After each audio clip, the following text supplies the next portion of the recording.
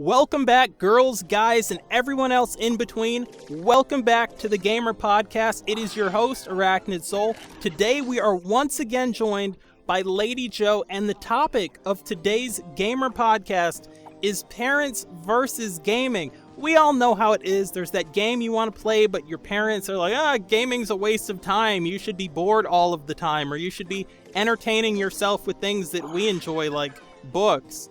In any case, I'm going to throw it over to Lady Joe. Joe, how's it going today? Pretty great. I've went to the movies today. Yep.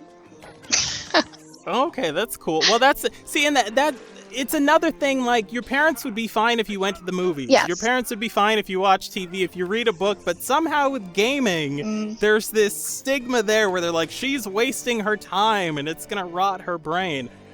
What were your experiences growing up? Were your parents accepting of you playing games? Did they encourage you, or was it like a taboo thing and you had to sneak around? Well, because we had the PlayStation, I did play a little bit, but for the most part, it was like, keep it only till like an hour, maybe 2 hours for the whole day, and spread it out, and go outside, do some stuff, and I would go outside and stuff, but it was just more so like I couldn't get games that I was interested in, or it revolved around what brother wanted to play because of what he was into, and it was more like little kid games and stuff instead of more like exploration fighting games and stuff.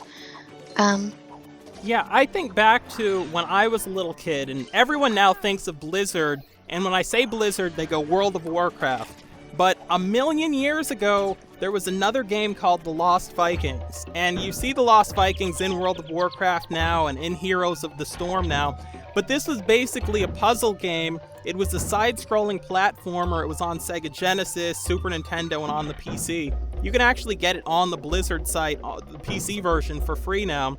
But basically, the three different Vikings solved problems, and they each had different abilities, and you had to get them through the level, all three of them. So you played with your friend, or you played by yourself, and it was a puzzle game, and it was the first real encounter that I had in life where I had problems that I encountered that my parents couldn't help me with. They didn't understand the game, they weren't gamers, and I think it really did go a long way to expand my brain. Now you see things like Luminosity, and they're like, play this game, it'll expand your brain. I think the other games will too. Yeah. My best friend, his sister, if anybody's still following this, had a baby, which makes it my kind of nephew and also my kind of niece. If anybody can follow that, people in the South are like, yeah, we're with you. But in any case, she was not going to let her kids play any games growing up, and me and my best friend were like, you gotta let them play games, because first of all, their friends are going to want to play games. They're not going to be able to, hang out with their friends. But also, this is problem solving. Yeah. It's hand-eye coordination. It's so many things. Now, Joe, I know that you plan to have, 15, 16, 17 babies? Maybe 35. Yeah. Somewhere over there. And I think that's good, because a lot of people, they just want to have, 8 or 9 have a baseball team, maybe 11 have like a football/soccer team. You're going to have your own league. It's going to be the Joe Championship League.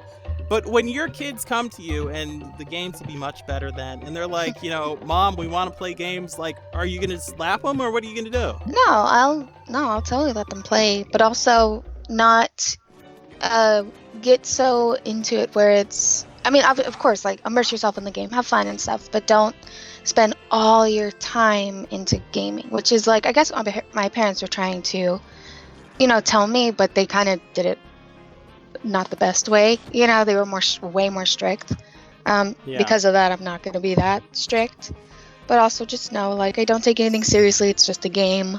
Also, and just enjoy your time, have fun, and then also hang out with your friends too, like in real life. Remember, there's virtual life and real life.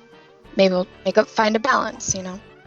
I think they've crossed over somewhat. I think it's part of the evolution of humans that maybe your real life free time and your virtual life will cross over, and maybe the virtual life will take up a little bit more time as time goes on. But that's just kind of how humans are. We don't have to hunt animals as much as we used to, but we're still fine.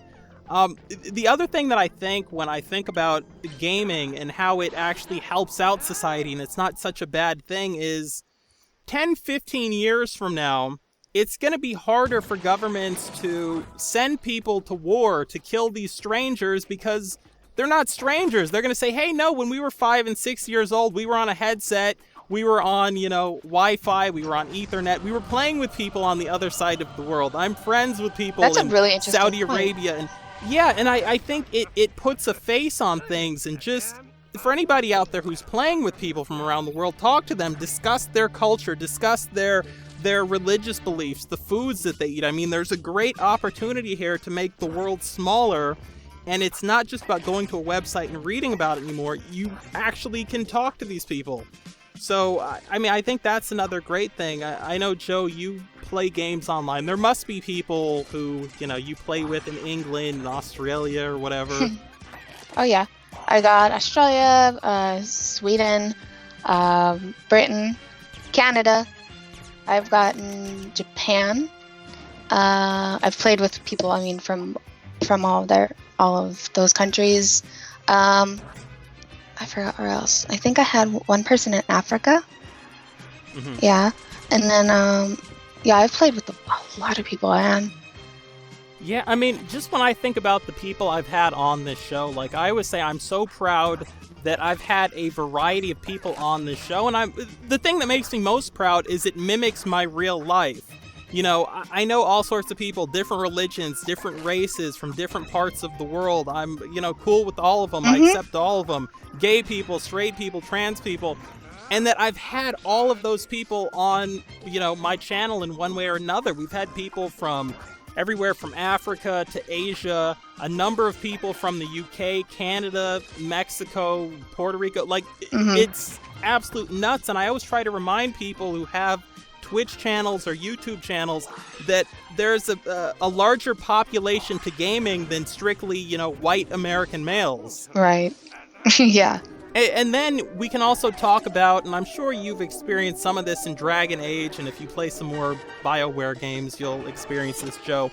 But some of the different political issues that come up in the storyline, some things that you might not really interact with in day-to-day life, just choices you have to make, and kind of, I see it almost as people are given doctrines in their life that tell them these are your morals, these are your values. Parents hand them down to their children. This is the book you read, have this person's morals and values. Don't think for yourself. When you play these games, I think it does help establish somebody. Right, establish your own. Where do you stand on these things? And it helps you do it in a world where nobody's going to yell at you. Yes. Yeah. There are so many positives that come out of gaming. Obviously, yes. We can also talk about games that are just, mindless violence and kind of pointless. Mm-hmm. But when we talk about that, the other thing we have to throw in that I don't think comes up enough is the fact that just because it's a quote-unquote video game does not mean it's aimed at or for children. Right. If somebody's making the argument that video games are bad and they're rotting the youth of America's minds, and they're talking about Grand Theft Auto, it's like, yeah, that game has a certain rating on it. And if you're a good parent, no, your kid shouldn't be playing that at 4 years old, but it's not aimed at them. But also, it's just like if you were to watch a good movie, it's like, good, right from wrong. Like, you're not going to learn bad behavior from a freaking video game. Like, that's stupid. You can use that as an excuse, I think. If you have a business or you have a lobby and you can scapegoat it onto something completely different that's even been scientifically proven to not cause people to go out and do bad things, and it keeps your business and your lobby in business, like, you'll do it. And there's people out there who aren't really thoughtful, who they'll just go along with, like, hey, that guy on TV said it must be accurate. Mm-hmm. It's like, I've actually thought about how many people in video games I've killed. Not just people, but monsters, and I couldn't even come up with the number. It's gotta be hundreds of thousands or millions, I don't know, but I've never killed anyone or wanted to kill anyone in real life. Right. It's just a game. Like, I think people have I guess maybe parents have a harder time, separating that. Maybe because they don't want their kid to be bad or, think that's right. I can understand that, but at the same time, it's like, it's just a game. It's all pretend, with you and I and people our age growing up playing gaming, we're really going to see a difference in the next 5 or 10 years. And even people who are now gaming on their tablets and playing Candy Crush or Angry Birds. I mean, the gaming market has expanded so much that I feel like parents 5 or 10 years from now will have a different view, because these are people who grew up with gaming. Yeah. And they're well adjusted. They're members of society and they contribute and everything's fine. Yeah, I hope so. Because, like, my parents, like I said, they were pretty strict with games, you know, and it was like, now I get to game now, and it's like, oh my god, this is fun. This is what I was missing out on. And, you know, it's like, it's just another, like, hobby or something to do. Well, and also when you think about some of these, like, child psychologists of the past, and just psychologists in general, who think it's good for a child to play with blocks and create things. Mm-hmm. Now it's okay, the kids are still doing it, but they're doing it in Minecraft. Right. They're doing it at a way more advanced level. You see some of these kids, they're 8 years old and they make the most brilliant levels in Little Big Planet. Mm-hmm. You know, and you're absolutely blown away by it. Oh, yeah. But anyway, we are going to wrap this up. I say it every single time we do one of these. We could talk to Lady Joe. We could talk to anybody out there for 5 gazillion hours and not get through everything on this topic. Add to the topic in the comment section. Leave your comments, leave your questions. Please don't fight. And also remember to follow me on Twitter at ArachnidSoul, and go check out my other videos, and go check out Lady Joe's Twitch stream. She's an awesome Twitch streamer.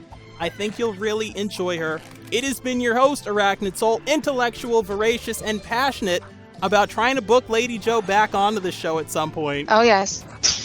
We will catch you girls, guys, and everyone else out there in between later. Bye, ladies. Bye, gents.